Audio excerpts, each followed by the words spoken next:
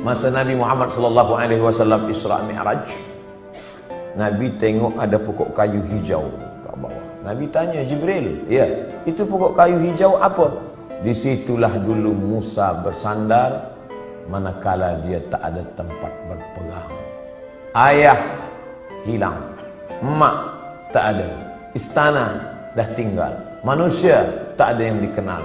Kadang dalam hidup ni begitu. Allah buat kita hilang pegangan supaya apa? Supaya kita hanya bergantung kepada tali Allah bihablillah.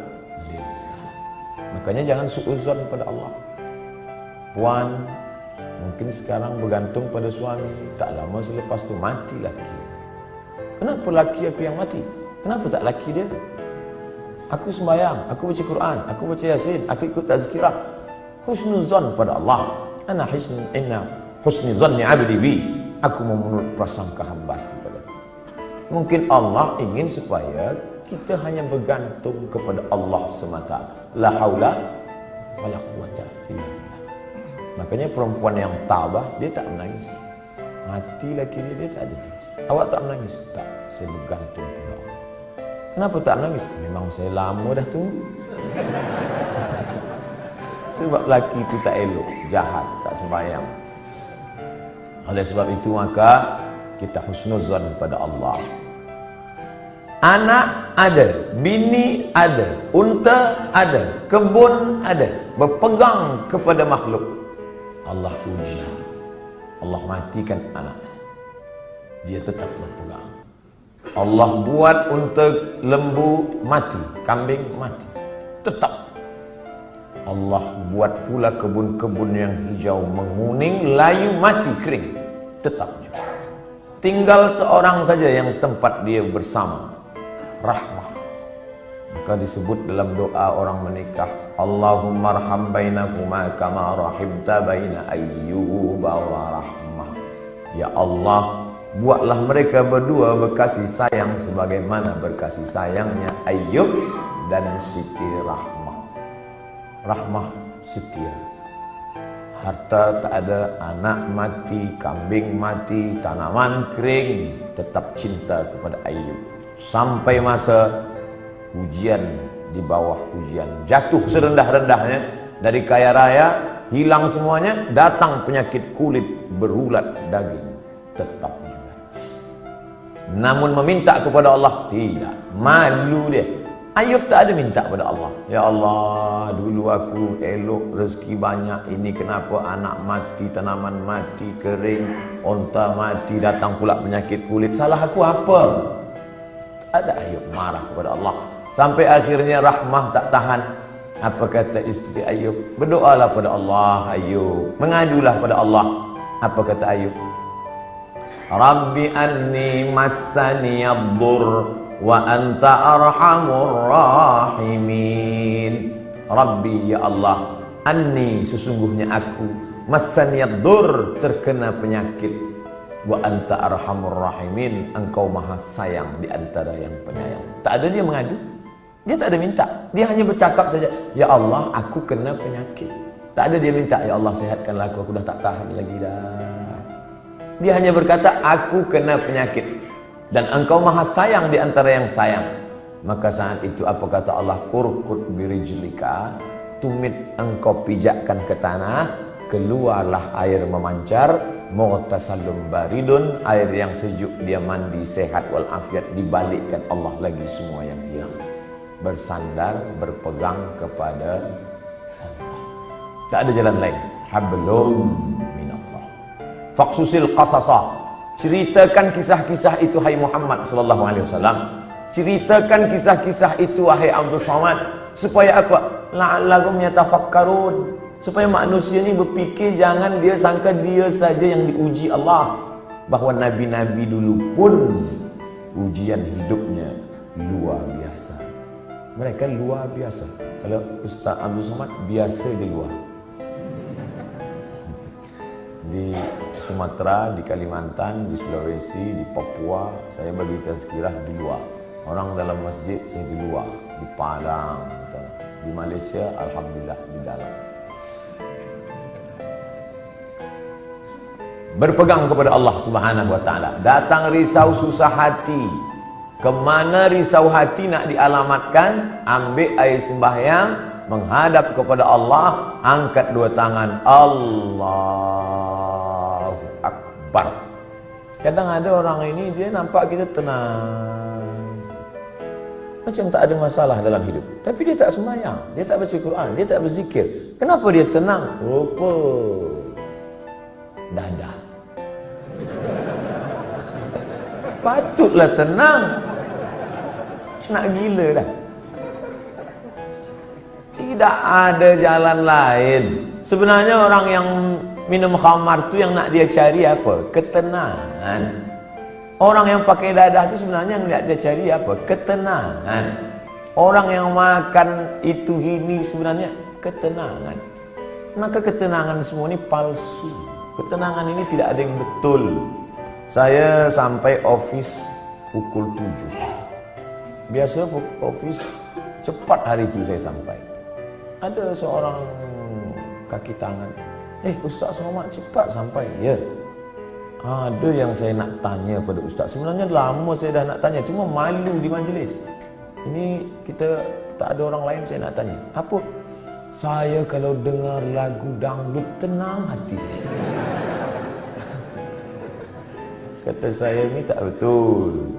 Ketenangan yang betul adalah tenang masa berzikir, tenang masa berselawat.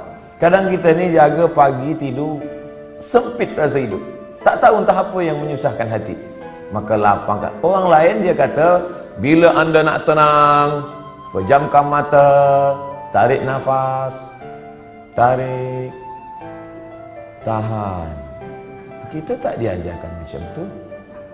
Kita diajarkan hadapi hidup ini, serahkan pada Allah Subhanahu wa taala, berzikirlah.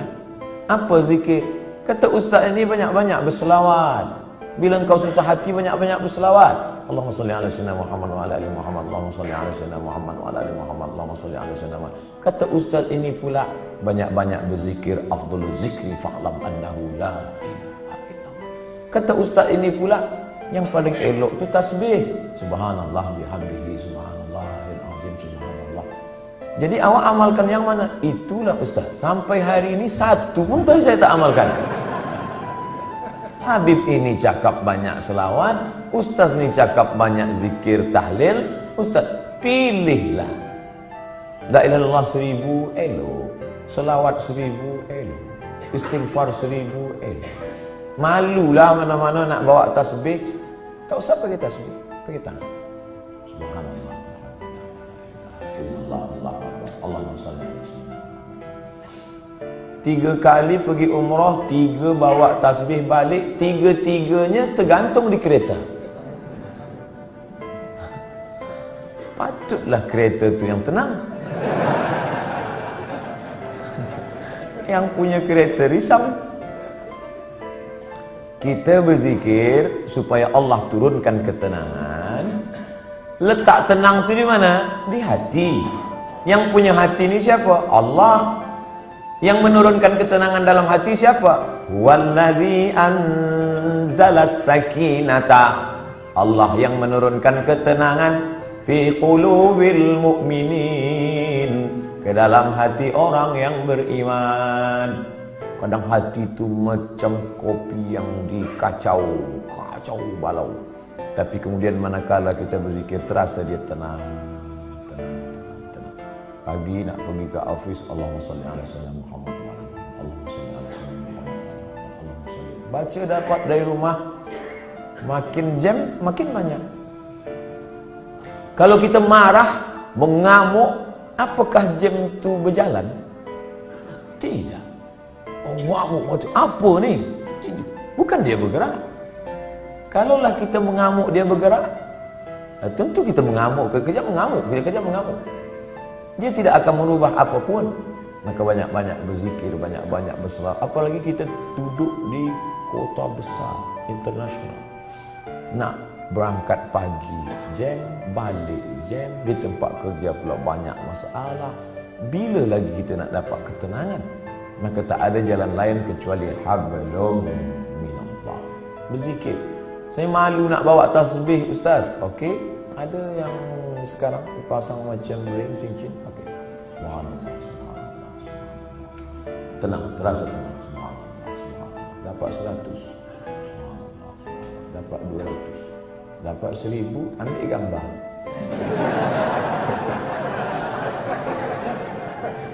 Langsung upload. Alhamdulillah dah 1000 pagi ni. Bukan itu. Kita ni beramal bukan nak tunjuk pada orang. Kita beramal untuk kita dengan Allah. Itulah yang disebut dengan hablum minallah. Merasa sunyi di tengah keramaian. Ini ramai, banyak orang, tapi kita merasa sunyi sebab kita berdua sahaja dengan Allah. Manakala kita sendiri, sunyi. Dalam kereta sunyi, tak ada orang, tapi kita pun merasa ramai. Saya Ustaz, walaupun saya balik dari office sendiri, seorang saja, tapi saya merasa ramai. Dengan siapa? Ada Michael Jackson, ada Bryan Adams. Bukan dengan dia, tapi kita bersama dengan Allah. Hablum minallah. Kira-kira orang-orang soleh itu apakah tak ada takut dalam hatinya? Sahabat-sahabat Nabi itu apakah tak ada risau dalam hati dia? Abu Bakar Siddiq bukan tangguh, dekat dengan Nabi SAW, berdua. Orang pertama masuk Islam lelaki Abu Bakar, perempuan Khadijah, budak kecil Sayyidina Ali, hamba sahaya. Ini orang paling dekat dengan Nabi. Tapi manakala dia berada di Jabal Thur dan dia tengok kaki orang kafir Quraisy, sikit lagi nak tangkap kaki dah nampak. Dan orang kafir Quraisy maaf cakap, terkencing. Dia kepala dia tengok ke atas, maka tak nampak. Andai dia tengok ke bawah, dia nampak Abu Bakar. Waktu itu Abu Bakar dah takut. Apa kata Nabi SAW? La tahzan, innallaha ma'ana. La tahzan, jangan cemas, jangan takut, jangan sedih. La tahzan, don't be sad. Itulah yang jadi buku bestseller yang ditulis oleh Aid Al-Qarni dalam banyak bahasa, termasuk bahasa Melayu, bahasa Indonesia, ditulis asli original bahasa Arab. Jangan takut wahai Abu Bakar. Apa pelajaran yang dapat kita ambil daripada perjalanan Rasulullah SAW ini? Bahwa orang selevel Abu Bakar pun yang dijamin masuk surga, tetap dalam hatinya ada rasa takut, ada rasa cemas, ada rasa sedih, ada susah. Jadi kalau ada orang, aku selepas banyak berzikir ni memang tak ada takut lah. Awak tak usahlah dusta. Abu Bakar pun takut, apalagi awak abu-abu. Ustaz Somad ada rasa takut? Ada.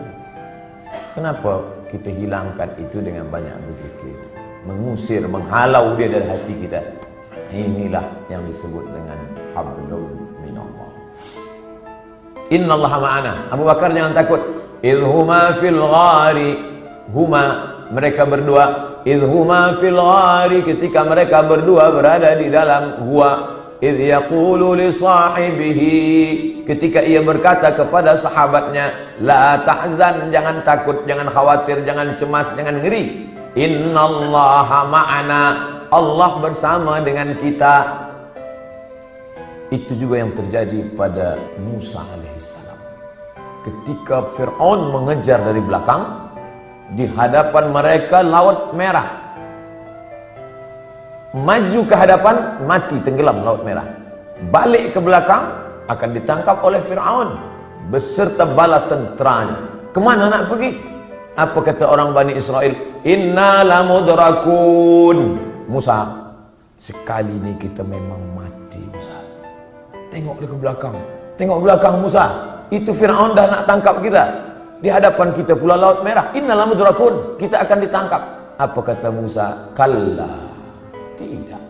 Inna ma'iya Rabbi. Bersamaku ada Allah.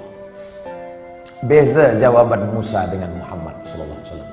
Coba kita tengok bunyi. Kalau Muhammad SAW, innallaha ma'ana, Allah bersama kita. Kita ramai. Kalau Musa ada, inna ma'iya rabbi, bersamaku, aku saja, kamu tidak. Kenapa beza cakap Musa dengan cakap Muhammad SAW? Kerana sahabat Musa berbeza dengan sahabat Muhammad. Sahabat Muhammad ketakutan. Orang yang ketakutan, kita bagi dia semangat. Jangan takut, Allah bersama kita. Sedangkan sahabat Musa, mereka menakut-nakutkan saja. Musa nampaknya tertangkaplah kita ni. Kira-kira sahabat Tuhan selama ni sahabat Musa ke sahabat Muhammad? Bila kawan kita itu ketakutan, pakai jawaban Muhammad SAW. Aku ni takut Ustaz. Macam mana nanti bila aku ditangkap, dibunuh? La tahzan, jangan takut. Innallaha ma'ana, Allah bersama kita. Tapi bila ada yang takut-takutkan saya, Ustaz, nanti Ustaz akan ditangkap, Ustaz akan dibunuh, Ustaz akan diculik, kalla, sekali-kali tidak. Inna ma'iya rabbi sayahdin, bersamaku ada Allah, bersama kamu tidak.